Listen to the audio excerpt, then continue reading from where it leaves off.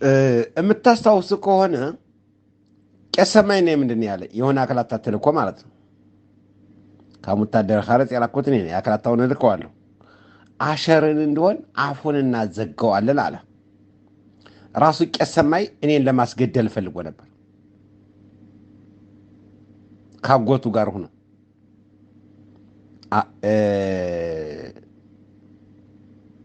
ኢያሱ ዘላለም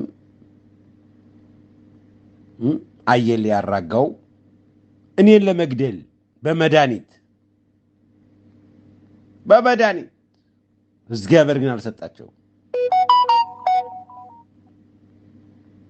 አሸርን አፉን እናዘጋዋለን ያለበት ዘመን ቄስ ሰማይ ታውቃላችሁ አክላት አለ አየል ያራጋው በመድኃኒት እኔን ለመግደል ኢያሱ ዘላለም እኔን እንትን ለማለት አክላት አቋለ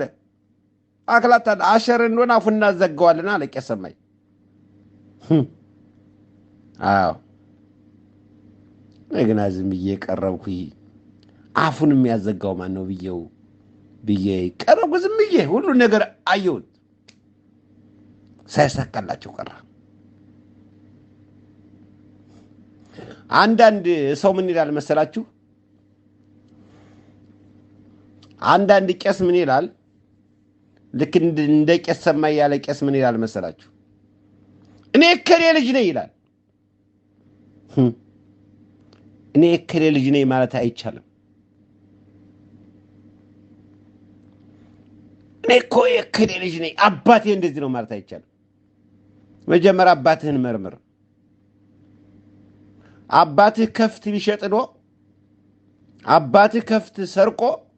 ድብል ላይ አራኔ ከሌ በክብር መስገለት በደና ጊዜ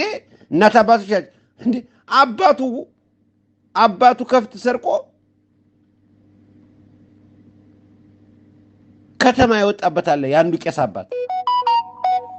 ከፍት ሰርቆ ድብል መሻህ ላይ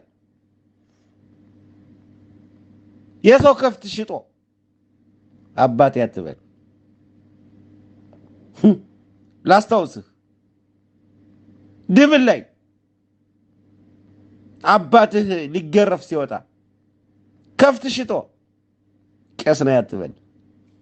እንዳላጋልጥህ